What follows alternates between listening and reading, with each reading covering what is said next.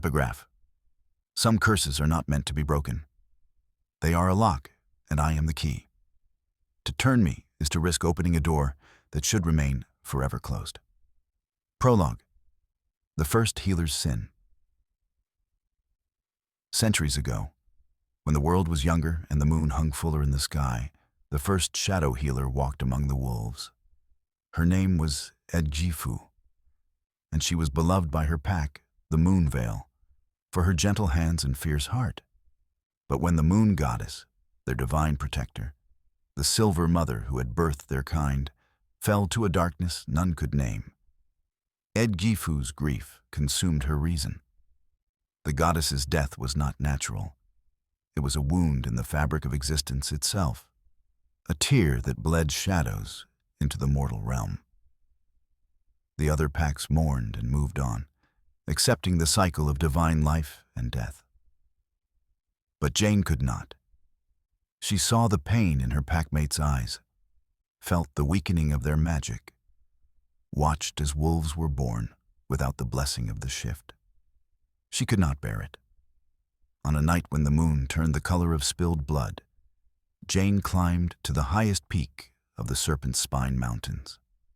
She had studied forbidden texts, had learned the old magic that predated even the goddess herself. With a circle of silver daggers and the blood of her own heart, she tore open the veil between worlds. She reached into the realm of shadows, into the place where the dead gods slumber, and she pulled. She did not bring back the goddess. Instead, she unleashed something far worse. The divine power that flooded through the rent in reality was raw and unformed, a primal force of creation and destruction that had never been meant for mortal worlds. It poured into Edgifu, through Edgifu, and into her entire pack. The Moonveil wolves screamed as their bodies twisted, as their very essence was rewritten by chaotic magic. They became something between life and death, spectral beings, cursed to walk in a half-existence, neither fully in the mortal world nor able to pass beyond it. In her final moments of clarity, as her own body began to dissolve into shadow, Jane understood the magnitude of her mistake. With the last threads of her life force, she wove a binding spell so complex, so powerful, that it consumed her entirely. She sealed the rift, but the curse remained, a contained infection festering in the wound she had made. Before she faded into nothing more than a whisper on the wind, Jane set the terms of her penance. A shadow healer would be born in every generation, marked and chosen to maintain the seal. They would carry the burden of her sin, would feel the pull of that terrible power, would stand as wardens at the gate of an apocalypse. And so it had been, for centuries uncounted, until the night Hilda was born under a broken moon. Chapter 1. The Night of Falling Stars. The sky wept light, and Hilda felt it in her bones before she saw it. She had been gathering moon-kissed herbs in the ancient forest, as she did every third night when the moon was waxing. The basket on her arm was nearly full. Silver vine for fevers, ghost moss for wounds that refused to close, midnight jasmine for the sleeping sickness that had been creeping through the pack. As the Omega healer of the Ravenclaw pack, these were her duties and her solace. In the quiet of the forest, she was not the weakest wolf, the one who couldn't shift properly, whose human form was too fragile and whose wolf form was too small. Here she was simply Hilda, and the plants whispered their secrets to her willing hands. But tonight, the forest was wrong. The birds had stopped singing an hour ago. The usual chorus of crickets and tree frogs had fallen silent. Even the wind seemed to hold its breath, leaving the air thick and still. Hilda's skin prickled with unease, and she found herself moving faster, her healer's instinct screaming that something was coming, something vast and terrible. Then the stars began to fall. They streaked across the sky like tears of fire, dozens of them, hundreds, a cascade of light that turned night into a twisted mockery of day. Hilda stopped in her tracks, her basket tumbling from nerveless fingers as she stared upward. The falling stars were beautiful and horrifying, and they were all moving in the same direction, toward the heart of the forest, the old-growth woods where even the bravest warriors did not venture. She should have run back to the pack. She should have raised the alarm. Instead, her feet carried her forward, deeper into the trees, following the pull of something she couldn't name. It felt like a hook in her chest, reeling her in with inexorable force. She found him in a clearing she'd never seen before, though she'd walked these woods for 20 years. The wolf was massive, easily twice the size of her alpha in his prime. His fur was the color of moonlight on water, silver white and shimmering with an otherworldly glow. But it was the blood that made her gasp. Silver blood, pooling beneath him, staining the moss and leaves. And the runes. Oh gods, the runes. They covered his body like living tattoos, glowing symbols that writhed beneath his fur like trapped constellations.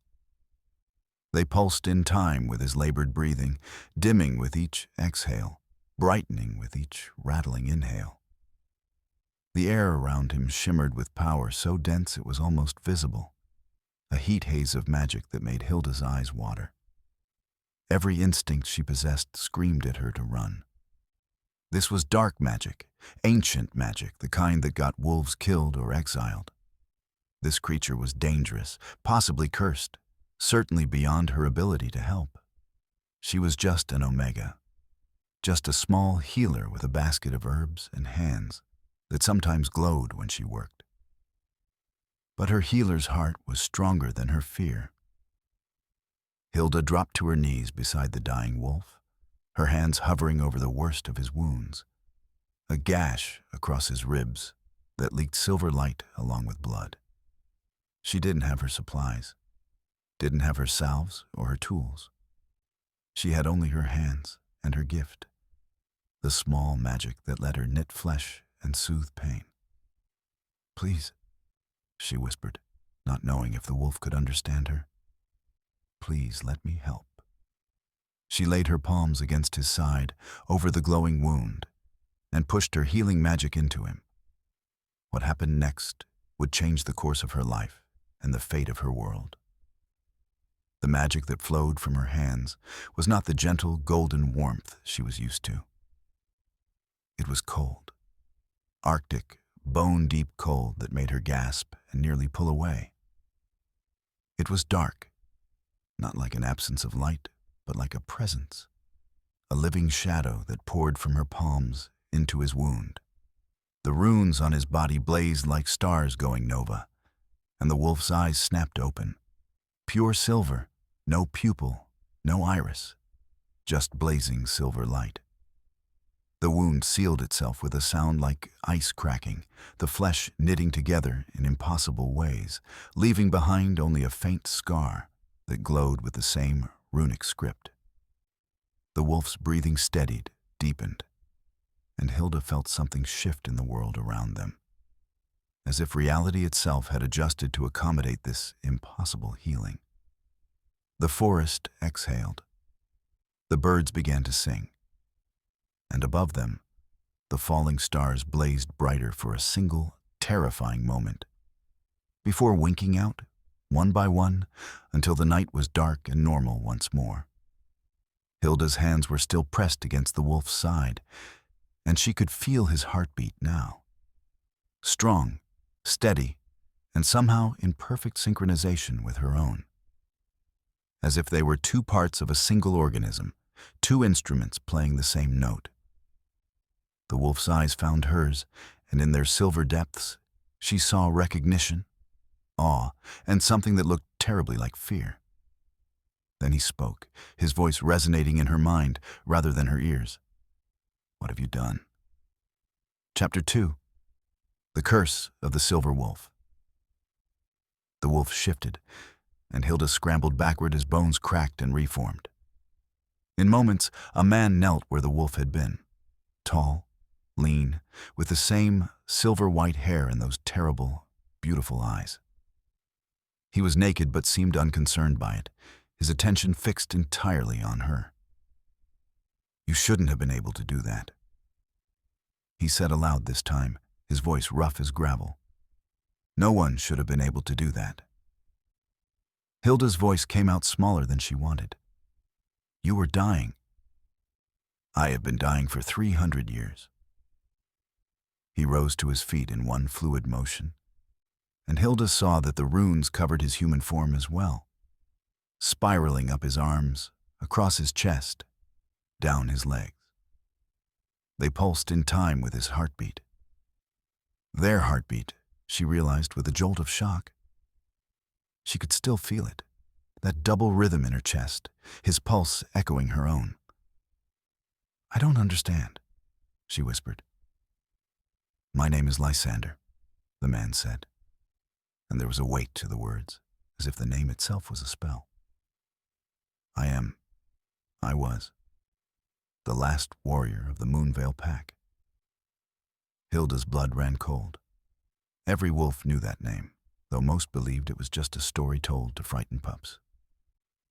The Moonveil Pack, cursed and destroyed centuries ago, their spirits said to haunt the deep forests, stealing the breath of the living. That's not possible. The Moonveil are gone. They're dead. Lysander's laugh was bitter. "Would that we were so fortunate. We are worse than dead, little healer. We are trapped between worlds, neither alive enough to live, nor dead enough to rest.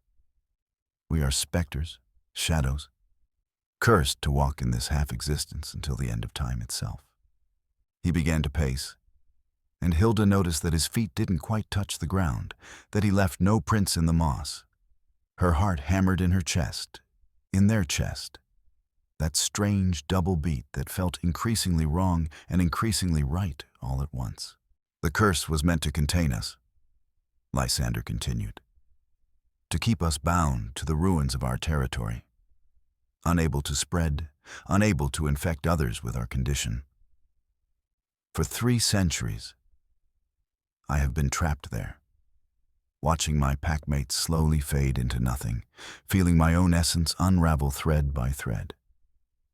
It is an existence of unending torment, a slow dissolution of the self." "Then how are you here?" Hilda asked. "How did you get free?" "I didn't get free. I was pushed." His silver eyes met hers, and she saw ancient pain there, and something else. A desperate, wild hope that terrified her. "Someone is weakening the curse. The boundaries that held us are crumbling. I was thrown out, cast across the veil like debris in a storm. I should have died when I hit this side of reality. The transition alone should have torn me apart." He stopped pacing and turned to face her fully. "But you healed me. You, with your impossible power, your shadow healer's magic, sealed my wounds and anchored me here. And in doing so, you bound us together." "Bound?" The word came out as barely a whisper. Lysander pressed a hand to his chest, over his heart. "Our heartbeats. Can you feel it? We are tethered now, life to half-life. Your mortality is the only thing keeping me solid in this realm. If you die, I fade back into shadow. If I am destroyed, you will feel it like losing half your soul." Hilda shook her head, backing away. No, I didn't agree to this. I was just trying to help, I know." His voice softened, and for a moment, she saw past the otherworldly warrior to the exhausted soul beneath. "I know, and I am sorry. You have woken something that should have remained sleeping. The magic you used, the cold darkness that flows through your veins, that is shadow healer magic. That is the power of Edgifu, the one who cursed us all." "I don't know what you're talking about," Hilda said. But even as the words left her mouth, she felt the lie in them. She'd always known she was different. Her healing had always felt wrong somehow, too easy, too effective.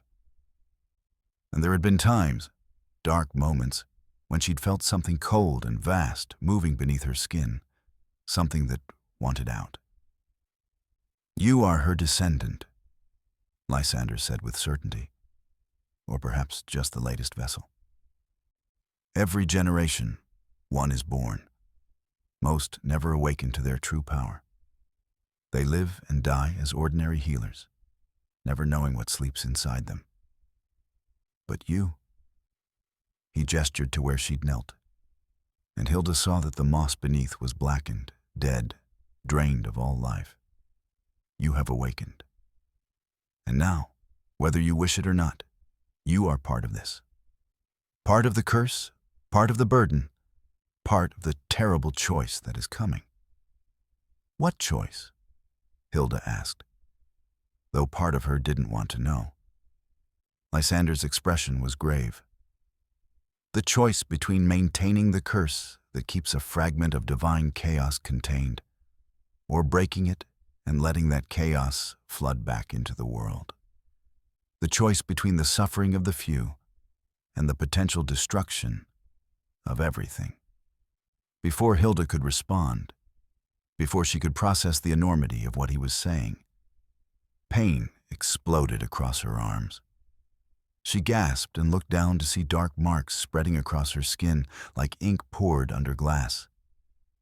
Intricate symbols and twisting vines that crawled from her fingertips up toward her shoulders, burning as they went. "The mark," Lysander breathed, something like reverence in his voice. "The shadow healer's mark. By the old moon, it's beautiful." Hilda didn't think it was beautiful. She thought it looked like a brand, like ownership, like a chain she hadn't agreed to wear. But as she stared at the marks spreading across her skin, she felt the power beneath them, vast and cold and terrifyingly eager. And she knew, with absolute certainty, that her life as she'd known it was over. Chapter 3.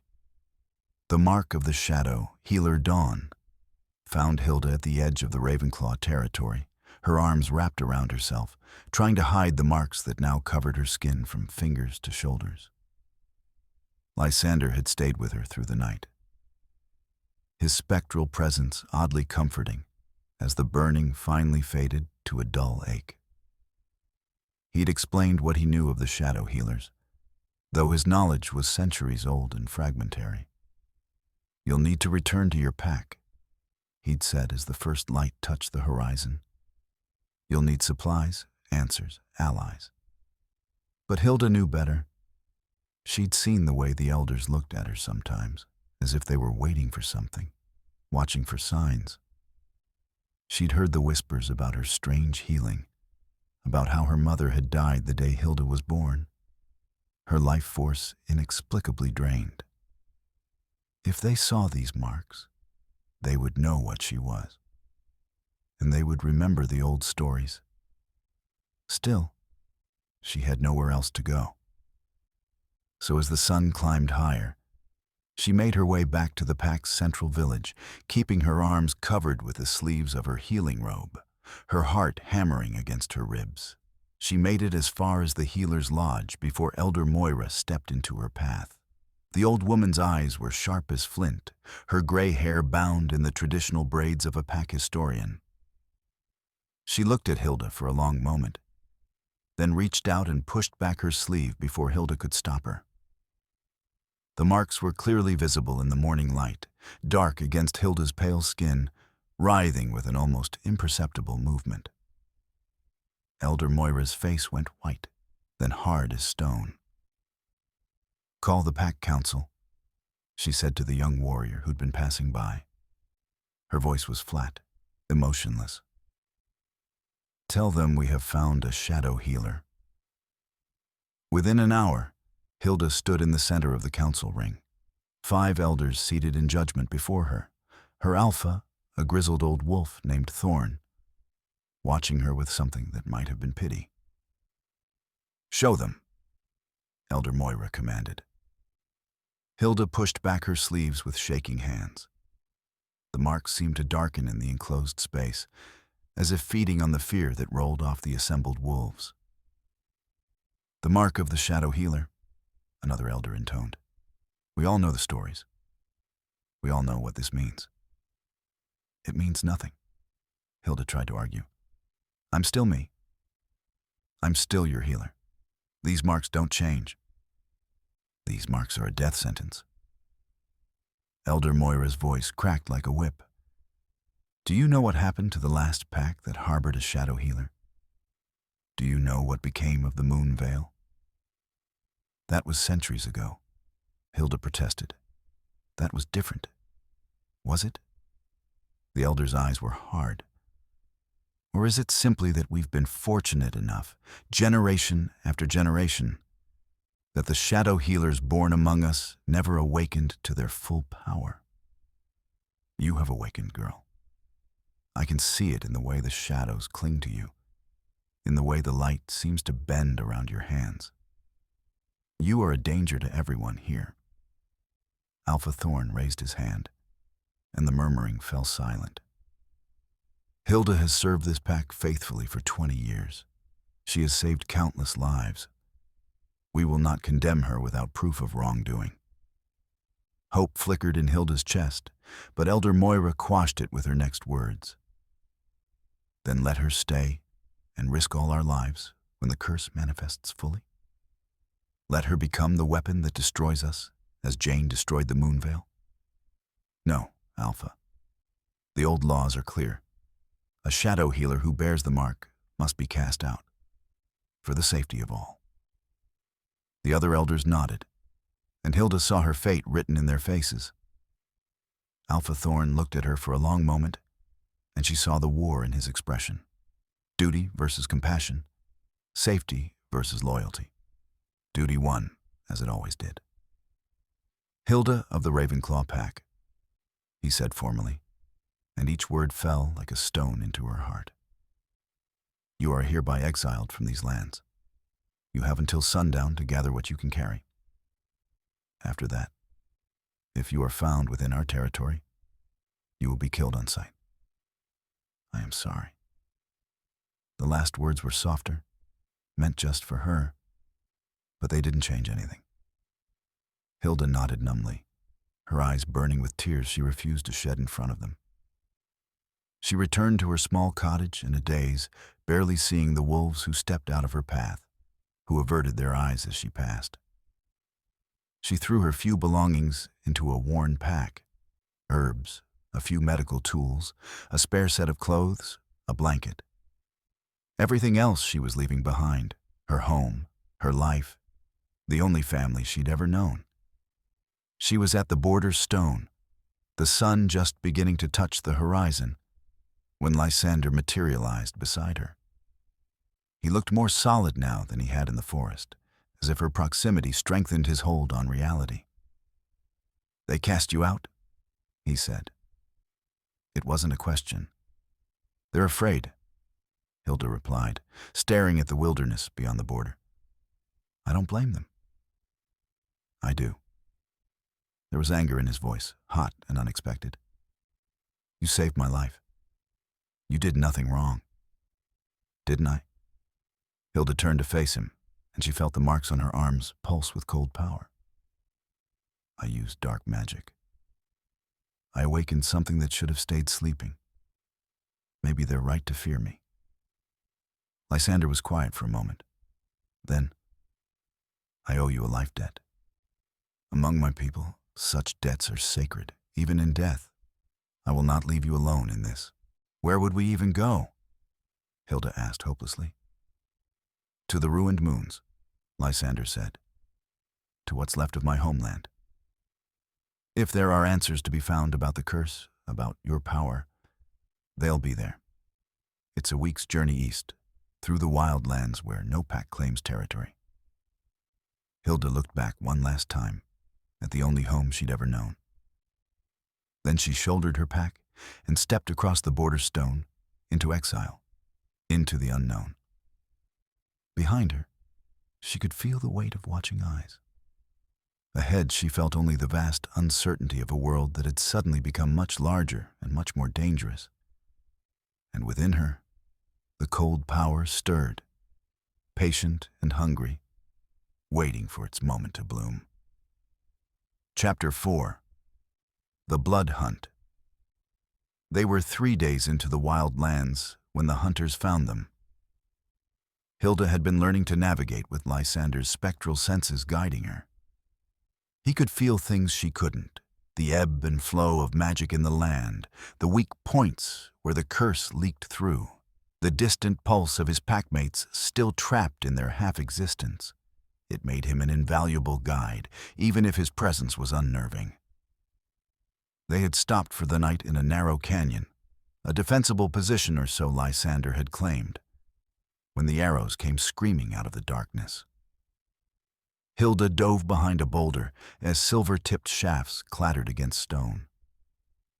Lysander materialized fully, his form solidifying into something almost corporeal, and she felt the drain on her energy as he pulled from her life force to manifest. "The Sun Guard," he growled. "Alpha King's personal hunters." "Why would the Alpha King care about me?" Hilda shouted over the sound of more arrows striking their position. "He doesn't care about you. He cares about the Moonveil curse." Lysander's eyes blazed silver in the darkness. "Word must have spread that one of us is free. He'll see it as the beginning of an outbreak." A voice rang out from above them, cold and commanding. "Shadow Healer, come out peacefully and you will be granted a quick death. Resist, and we will make you suffer." "Not much of an offer," Hilda muttered. Her heart was racing, the double beat now a pounding drum in her chest. She could feel the power coiling inside her, responding to her fear, eager to be used. "Can you fight?" Lysander asked urgently. "I'm a healer, not a warrior." "You're a shadow healer. Fighting is in your blood, whether you've trained for it or not." He grabbed her shoulders, his hands cold and almost solid. "The power inside you isn't just for healing. It can destroy just as easily. You need to trust it. Trust yourself." More arrows, closer now. The hunters were advancing, boxing them in. Hilda could hear at least 8 different heartbeats, could smell the wolf scent of shifted warriors moving through the darkness. She closed her eyes and reached for the cold darkness inside herself. It rose to meet her like a tidal wave. The power exploded from her hands without conscious thought, a torrent of living shadow that didn't behave like any natural darkness. It had weight, had substance, had hunger. It poured over the canyon rim like a flood of black water, and where it touched the hunters, they screamed. Hilda watched in horror as the Sun Guard warriors were consumed by the shadows. Their bodies didn't just die. They were unmade, dissolved into nothing, their screams cutting off mid-cry as they simply ceased to exist. The darkness ate them, devoured them, left behind only empty armor and weapons clattering to the stone. 8 heartbeats became 7, became 4, became silent. The shadows retreated back into Hilda's hands, and she collapsed to her knees, gasping. She felt hollowed out, as if the magic had taken something essential from her in exchange for its use. Her vision swam, and she could feel her life force ebbing, being consumed by the power she'd wielded. "Hilda!" Lysander caught her before she could fall. "You used too much. You need to stop. You need to—" "I killed them," she whispered. Her hands were shaking, and she could still see the shadows writhing beneath her skin. "I killed them all." "You survived," Lysander corrected gently. "They would have killed you without hesitation. You defended yourself.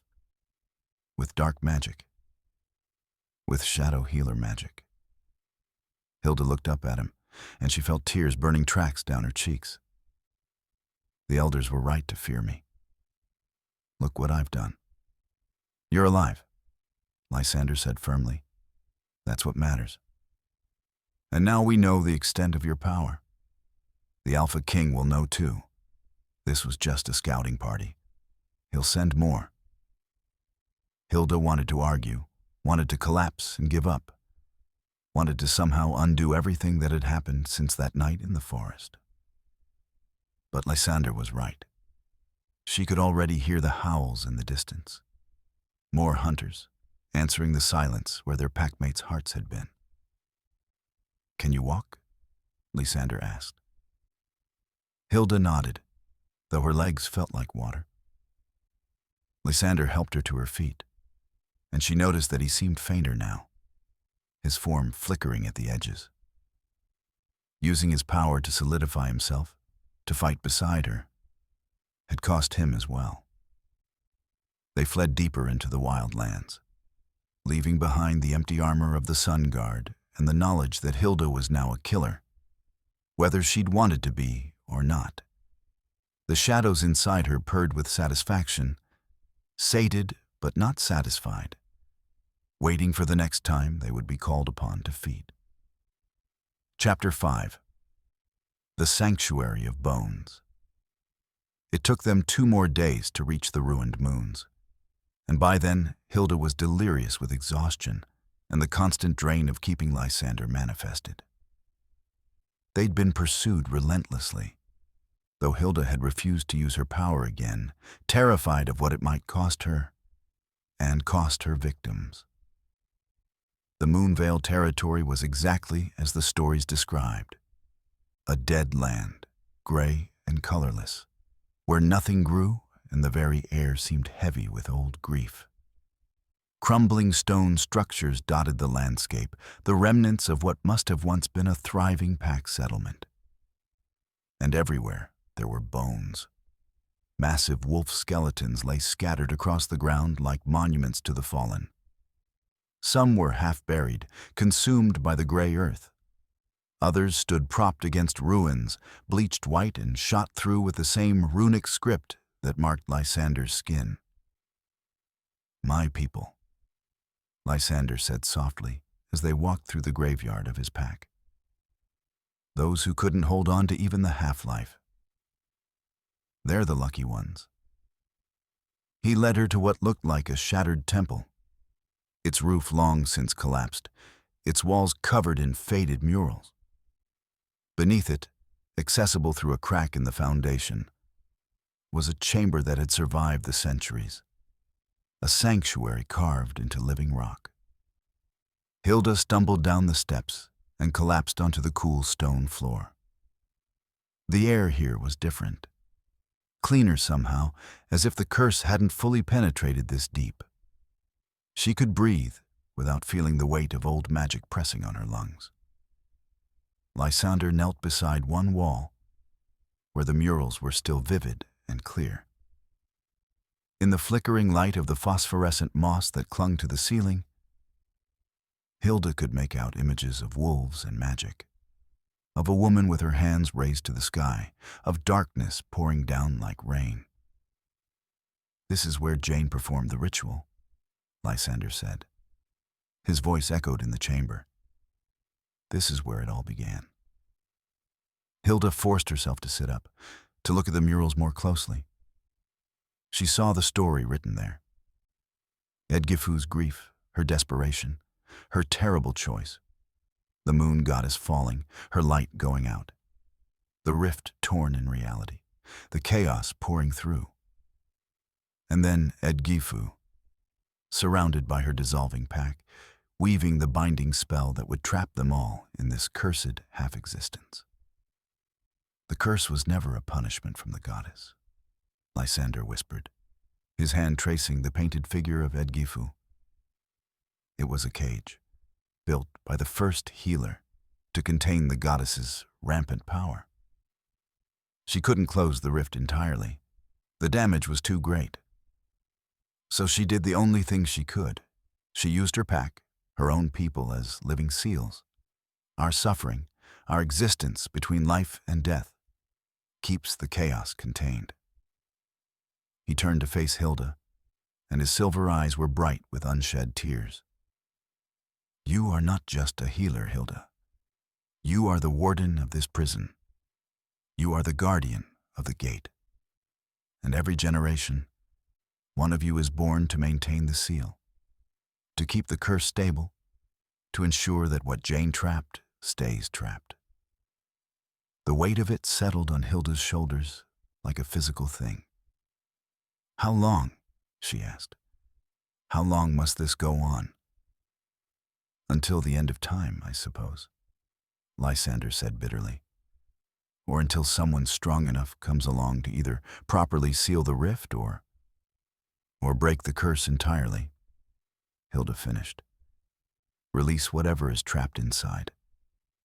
Yes. They sat in silence for a long time, surrounded by the ghosts of Edgifu's folly. Hilda could feel the truth of it resonating in her bones, in the marks on her skin, in the cold power that pulsed with every beat of her heart. This was her burden, her birthright, her curse. What if I don't want this? She asked quietly. Lysander's laugh was bitter. Then you're no different from Edgifu? None of us chose this. We simply have to live with what we've been given, or die trying to escape it. Hilda was about to respond when she heard it. The sound of armored feet on stone, dozens of them, moving through the ruins above. The hunters had found them. And this time, it sounded like an army. Chapter 6. The Alpha King's Bargain. They were betrayed by one of Lysander's own, a spectral wolf, a Moonveil who still clung to the barest thread of existence, had sold them out to the Alpha King's forces in exchange for a promise of release from the curse. The hunter found them in the sanctuary, and this time, there was no escape. Hilda fought, calling on her power one more time despite her exhaustion. But she was weak, drained, and there were too many of them. They overwhelmed her with silver nets that burned her skin, bound her hands with chains covered in runes that dampened her magic. And then he arrived. Alpha King Damian Voss was everything the story said and more. Tall and broad-shouldered, his face a harsh landscape of scars, his eyes the cold gray of winter steel. He moved through his warriors like a force of nature, each step deliberate and controlled. Power radiated from him, not just the physical strength of an alpha, but something more, something that made Hilda's marks burn in recognition. He stopped before her, looking down at where she knelt in chains. So this is the shadow healer who slaughtered an entire Sun Guard unit. They were going to kill me, Hilda said through gritted teeth. Yes, they were. Damian crouched before her, bringing his face level with hers. They were following my orders. Up close, she could see more. The silver threading through his dark hair, the way his pulse beat in his throat with a rhythm that was slightly off. Wrong somehow. And his eyes, she realized with a start, weren't entirely gray. There were flecks of silver in them, buried deep. You're Moonveil, she whispered. Something flickered across his expression. Surprise, then a hardness that was almost defensive. I am the last descendant of the Moonveil Alpha line. My ancestor pressured Jane into performing that damned ritual. My entire bloodline is stained with that sin. He reached out, and before Hilda could pull away, his gauntleted hand closed around her arm where the marks spiraled darkest. The moment his skin touched hers, the world exploded. The mate bond ignited between them like a star going nova, a searing, undeniable connection that left them both gasping. Hilda felt it slam into her chest, felt the rightness of it alongside the impossibility. This was her mate, The wolf the moon goddess had chosen for her before she was even born. And he was the man who had ordered her death. Damian released her, as if burned, his face going pale beneath his scars. She saw shock there, and anger, and something that looked like betrayal, as if the goddess herself had played a cruel joke on him. "No," he said flatly.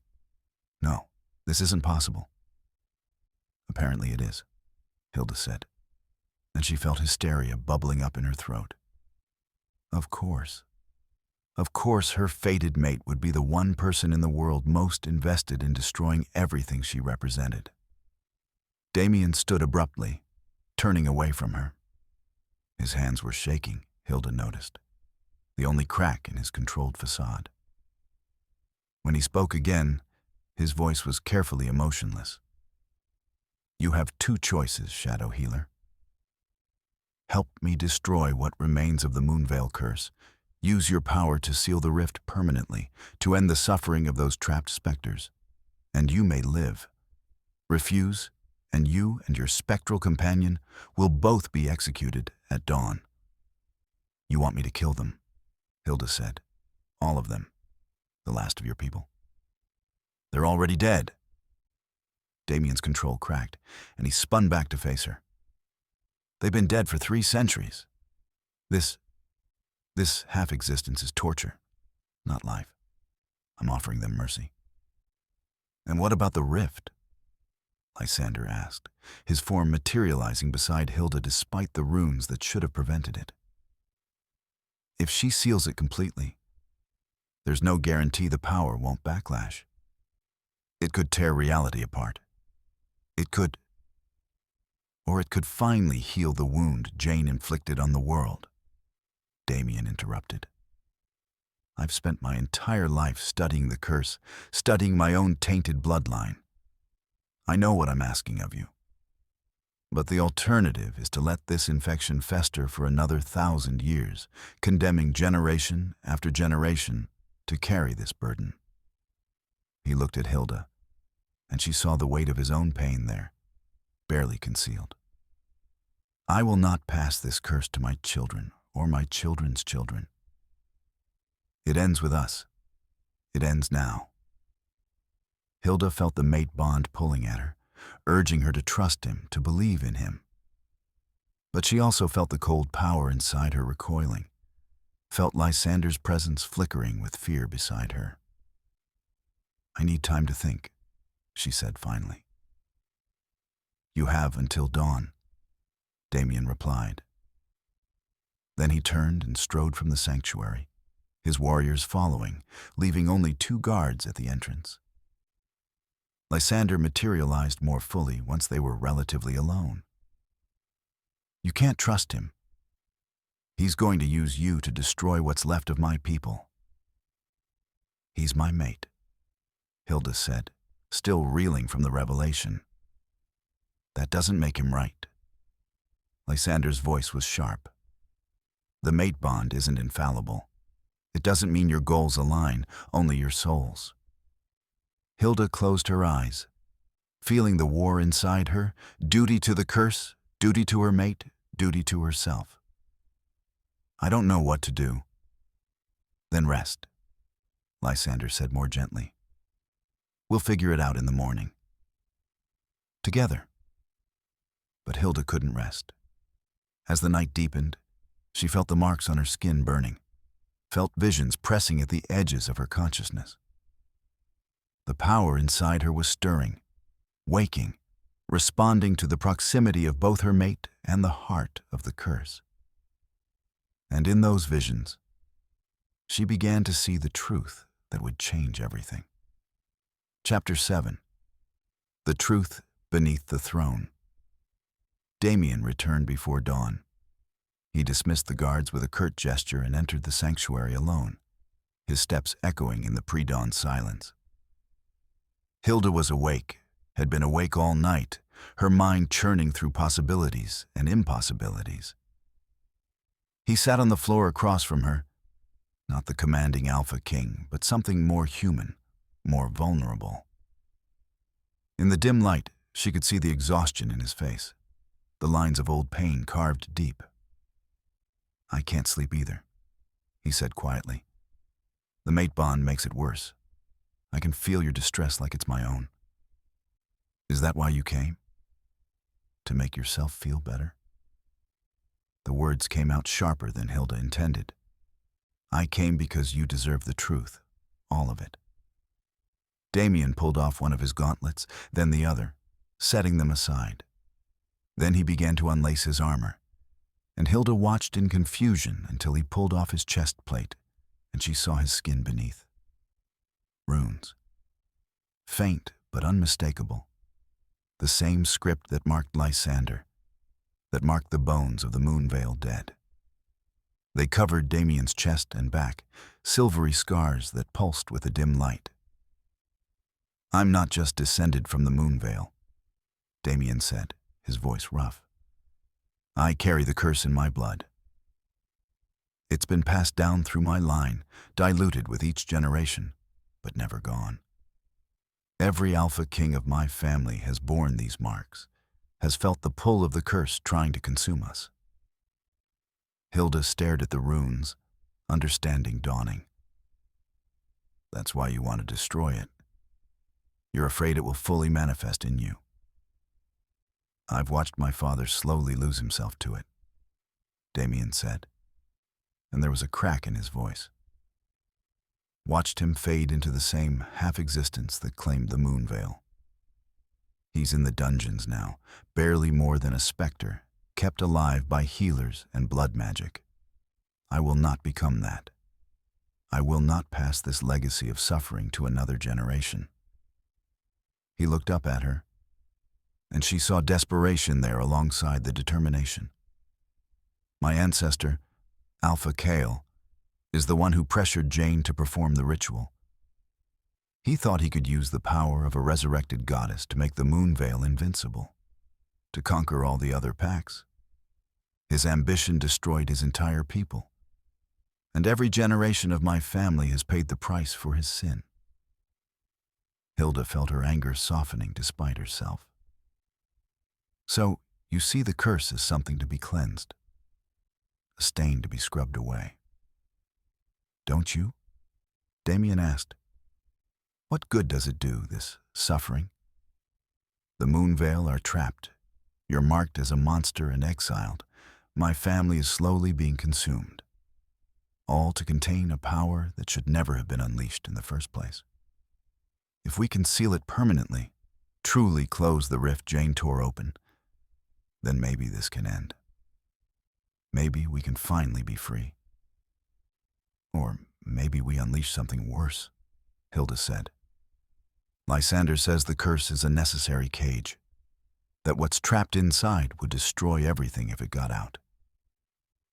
Lysander has been trapped for 3 centuries. His perspective is compromised by his suffering." Damian leaned forward. "I've studied the old texts, consulted with the wisest healers and scholars in the realm. There are ways to seal rifts in reality, to heal tears in the veil. It's dangerous, yes, but possible. With your power and my blood, the 2 keys to the curse, we can end this." The mate bond sang between them, urging agreement, promising partnership. But Hilda felt the cold power inside her recoiling, warning her that it wasn't that simple. "What if you're wrong?" she asked quietly. Damian's expression hardened. "Then we die trying. But at least we die fighting for freedom, not cowering as eternal prisoners." Hilda wanted to argue, wanted to point out all the ways this could go catastrophically wrong. But she also understood his desperation, his need to take control of a legacy that had controlled him all his life. "I need to see it," she said finally. "The heart of the curse, where Jane performed the ritual. I need to see it for myself before I decide." Damian studied her for a long moment, then nodded. "Come, I'll take you there myself." He led her out of the sanctuary, past his sleeping warriors, into the gray morning of the Moonveil lands. They walked in silence, the mate bond a constant hum between them, both aware of it and both fighting against its pull. The heart of the curse was in the deepest part of the ruins, in a chamber beneath what had once been the pack's great hall. The walls here were covered in Edgifu's original spell work, layer upon layer of binding magic that pulsed with a sickly light. And in the center of the chamber was the rift itself. It looked like a wound in reality, a tear in the fabric of space that showed not darkness, but an impossible churning chaos of colors that shouldn't exist. Tendrils of raw power leaked from it, like blood from a cut, and Hilda could feel them reaching for her, recognizing her as one of Edgifu's heirs. "This is what we're maintaining," Damian said, his voice echoing in the chamber. "This is what the Moonveil suffer to contain. Look at it and tell me it shouldn't be healed." Hilda stared into the rift, and as she did, visions began to assault her. She saw the moon goddess, not dead, but trapped, her divine essence pressed through the tear like a body forced through a too small space. She saw that Lysander's existence was a knot in the binding spell, that his half-life and the half-lives of all the remaining Moonveil were threads holding the spell together. And she saw that Damian's blood was the key that could unravel it all, the last piece of Alpha King's bloodline that the curse had been designed to constrain. But she also saw what would happen if the seal was broken incorrectly. The goddess's power would flood out, raw and uncontrolled, remaking the world according to no plan or purpose. It would be creation and destruction all at once, chaos in its purest form. "I see it," she whispered, swaying on her feet. "I see all of it." Damian caught her elbow, steadying her. "Then you understand. We can end this. Together." Hilda looked at him, at her mate, at the man who was both her salvation and potentially her doom. And she felt the weight of the choice settling onto her shoulders, a choice that would determine the fate of not just the Moonveil, but potentially the entire world. "I need more time," she said. "We don't have more time," Damian replied. His grip on her arm tightened, not painfully, but urgently. "Tonight is the eclipse. The moon will be completely dark for the first time in 300 years. The curse will be at its weakest. If we're going to do this, it has to be tonight. And if I refuse?" His eyes met hers, and she saw the truth there before he spoke it. "Then I'll find another way. Even if it means sacrificing myself to seal the rift, I will not let this curse continue." The mate bond twisted painfully at the thought of him dying, and Hilda realized that she'd already made her choice, even if she didn't want to admit it. She couldn't let him do this alone. She couldn't let him throw himself into the rift in some desperate, doomed attempt to seal it with his own blood. "All right," she said. "Tonight. But we do it my way. We seal the rift properly, carefully, not just brute force it closed." Relief flooded Damian's face, and for a moment, she saw past the scarred Alpha King to the man beneath, desperate, afraid, but still hoping. "Thank you." But as they left the chamber, as Hilda felt the cold power inside her preparing for what was to come, she couldn't shake the feeling that they were making a terrible mistake, and that Lysander, wherever he'd faded to in the daylight, would never forgive her for this choice. Chapter 8. The Heart of the Eclipse. The eclipse began as the sun set, the moon rising already half consumed by shadow. Damian had prepared everything. A circle of power around the rift, inscribed with both his blood and Hilda's, binding runes that would help channel the magic safely. His finest healers stood ready, along with warriors prepared to defend them from any spectral Moonveil who might try to interfere. Hilda stood at the edge of the circle, feeling the cold power inside her rising to meet the moment. The marks on her arms were glowing now, pulsing in time with her heartbeat, with Damian's heartbeat beside her, with the dying heartbeats of the Moonveil trapped in their cursed half-life. "Are you ready?" Damian asked. He'd removed his armor again, his own faint marks visible in the eclipse light. "No," Hilda answered honestly. "But let's do it anyway." They entered the circle together, and the moment they crossed the threshold, reality shifted. The rift pulsed, responding to their presence, and Hilda felt it trying to pull at her, to drag her into its chaos. She resisted, anchoring herself to the mortal world, to Damian's presence beside her. "Now," Damian said, and they began. Hilda reached for her power, letting it flow through the marks on her skin, directing it toward the rift. The cold darkness poured from her hands, not to destroy, but to bind, to weave new layers of sealing magic over Edgifu's ancient spell. Damian cut his palm, letting his silver blood drip into the circle, feeding his own cursed lineage into the working. For a moment, it seemed to be working. The rift began to close, the edges pulling together like a wound being stitched shut. Hilda felt the power flowing smoothly, felt the binding taking hold. Then the goddess woke up. The divine consciousness that had been pressed through the rift, that had been trapped and contained for 3 centuries, suddenly became aware of what they were doing. And she was angry. Power exploded outward from the rift, with enough force to shatter the binding circle. Hilda was thrown backward, slamming into the chamber wall hard enough to knock the breath from her lungs.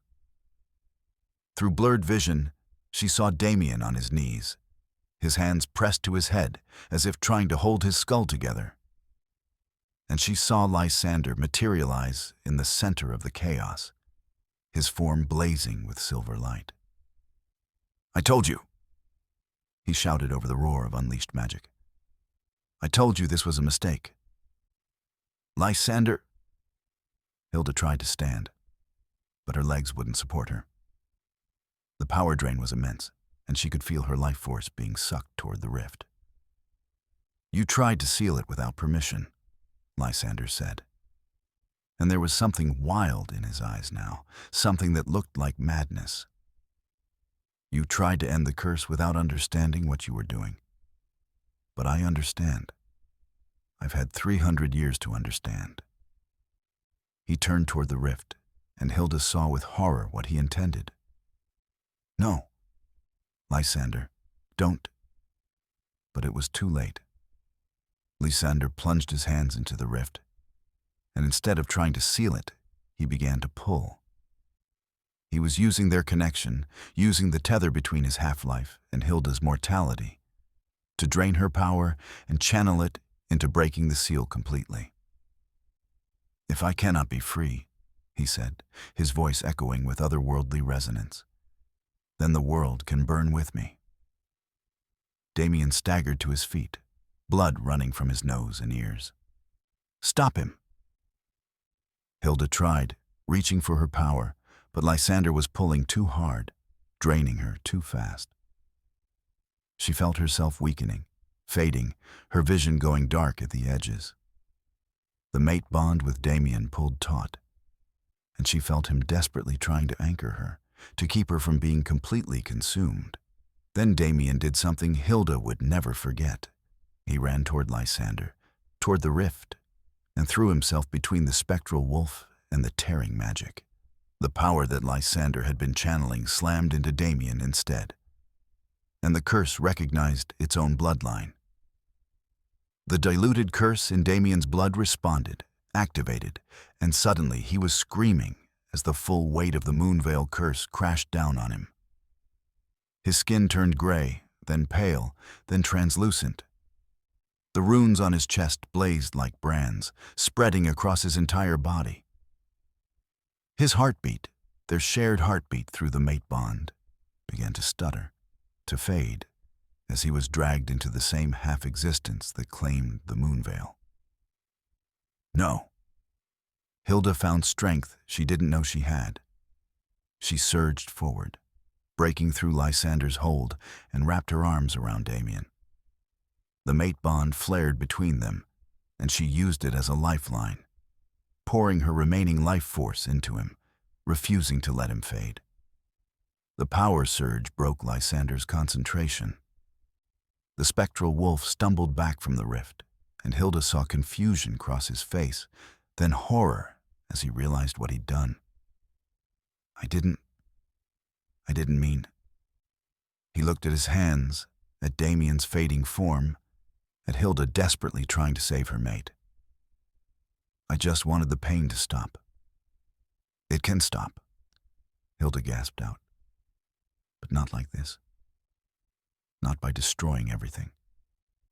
She looked up at the rift, at the goddess's power churning within it, and suddenly she understood.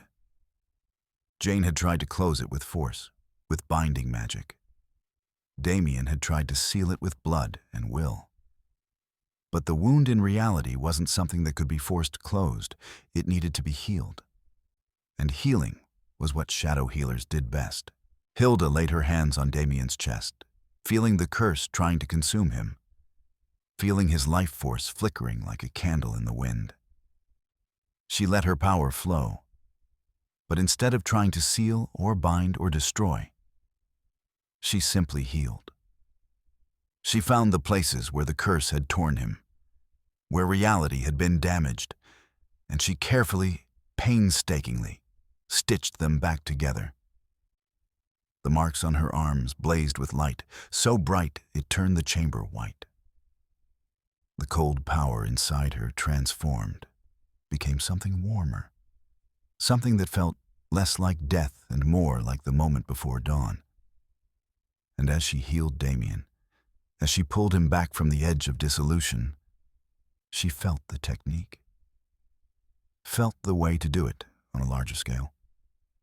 Lysander, she said, her voice ringing with power. I need your help.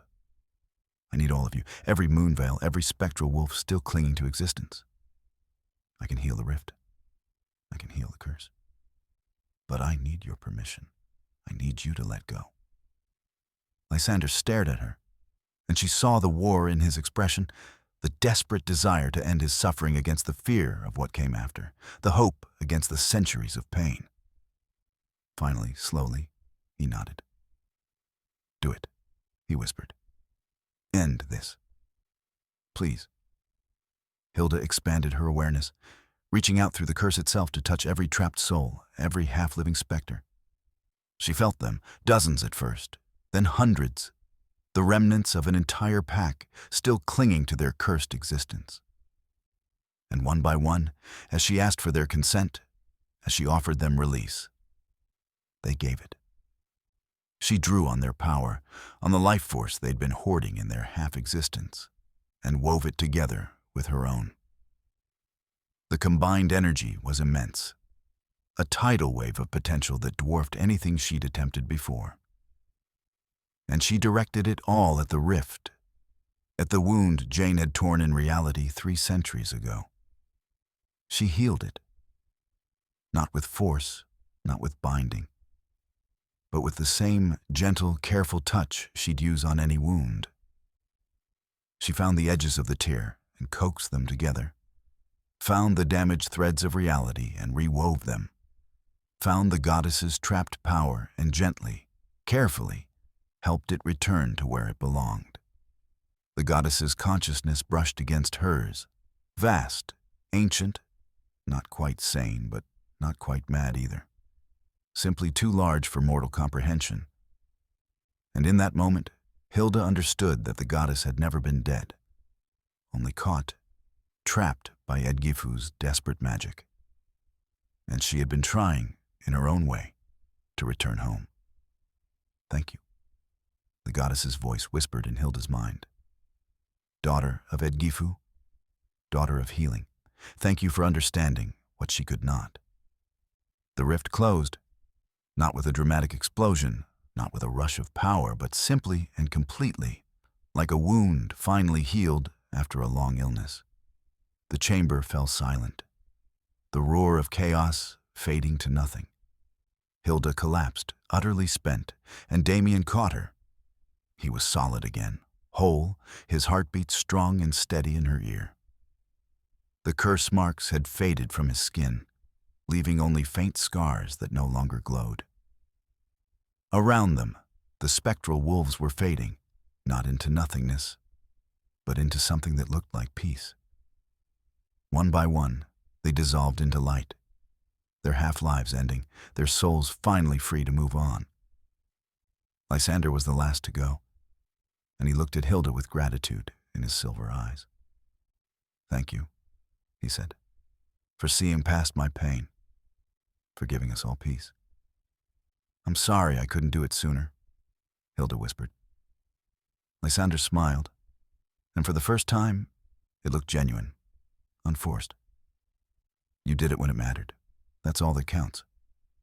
Then he was gone, and the chamber was empty, except for Hilda and Damian and the warriors who had witnessed everything, their faces stunned with awe. The curse was broken. The Moonveil were free, and the rift in reality was healed. But Hilda knew, even as exhaustion pulled her toward unconsciousness, that there would be consequences. There were always consequences. The question was whether they could live with them. Epilogue. After the eclipse. 3 months later, Hilda stood on the balcony of Damian's citadel, their citadel now, watching the full moon rise over the mountains. The marks on her arms had faded to pale silver scars, no longer glowing, no longer pulling at her with cold power. The shadow healer magic was gone, used up in that final healing, and she was just Hilda again. Just a healer. Well, a healer who happened to be the Alpha King's mate. Damian came up behind her, wrapping his arms around her waist and resting his chin on her shoulder. "You're thinking too loudly again." "I'm wondering what happens now," Hilda admitted. "The curse is broken. The Moonveil are at peace. But there's still so much we don't understand about what happened, about the goddess, about..." "Hilda." Damian turned her to face him. "We saved the world. We broke a 300-year-old curse. We freed the spirits of an entire pack and healed a wound in reality itself. Can we please just enjoy the victory for a moment before worrying about the next crisis?" Hilda laughed despite herself. "Is that a royal decree? Consider it a strong suggestion from your mate." He kissed her forehead. "The scholars are still studying what we did. The healers are documenting everything. We'll understand it eventually. But tonight, can we just be us? Can we just be two wolves who survived the impossible and found each other in the process?" Hilda looked up at him, at the mate the goddess had chosen for her in spite of everything, and felt the rightness of it settle into her bones. "I suppose we can do that." They stood together on the balcony as the moon rose, whole and bright and beautiful. Somewhere in the world, perhaps, another shadow healer was being born, another guardian in case the impossible happened again. But tonight, Hilda was free of that burden. Tonight, she was just a wolf in love, standing with her mate, watching the moon and dreaming of a future they'd fought so hard to win. And in the light of that full moon, the last traces of shadow finally faded from her heart, leaving only hope and healing and the promise of tomorrow. The end.